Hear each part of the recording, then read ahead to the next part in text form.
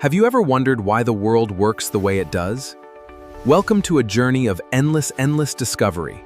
This is Explainium.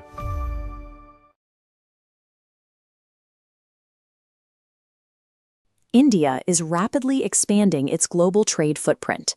Right now, 15 free trade agreements are active across 27 countries.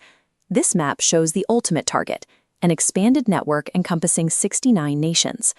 Once completed, these deals will cover nearly 75% of India's total exports. While these agreements promise massive new market access abroad, a surge of incoming goods threatens to crowd out domestic manufacturers at home. This aggressive strategy leaves the country at crossroads. These deals will either trigger massive economic expansion or drive crippling trade deficits. Modern trade agreements now regulate services, foreign investments, digital trade, and intellectual property rights. This bar chart outlines the primary financial objective. The government wants to drive total exports from their current baseline of roughly $850 billion up to a towering $2 trillion by the 2030-21 fiscal year. To get there, the strategy relies on diversifying markets away from U.S. and Chinese dependence. By securing access to Europe, the Gulf, and Oceania, India positions itself as a prime destination for multinational companies looking to relocate under the China Plus One strategy. Lower foreign tariffs directly benefit labor-intensive domestic sectors. Industries like textiles, leather, footwear, and gems and jewelry gain a direct price advantage abroad.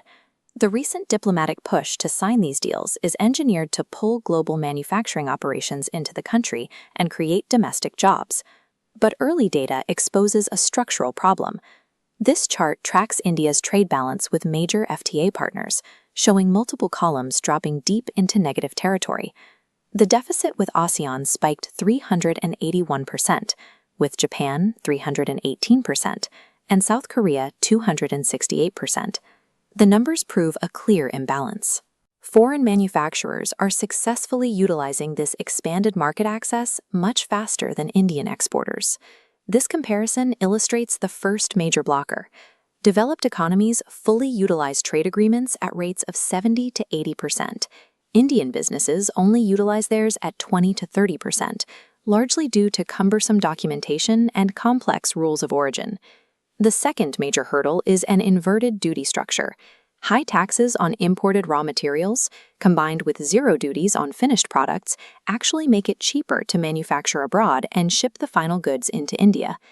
Even when tariffs drop to zero, emerging non-tariff barriers remain.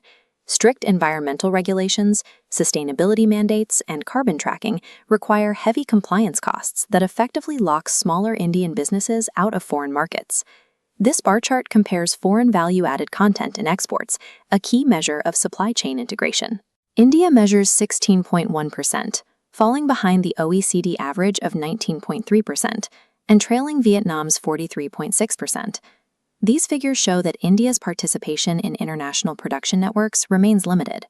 The external tariff advantages negotiated by the government are currently being neutralized by internal bureaucratic friction and structural inefficiencies. The aggressive expansion of these trade agreements has laid the necessary groundwork for a massive increase in export capacity.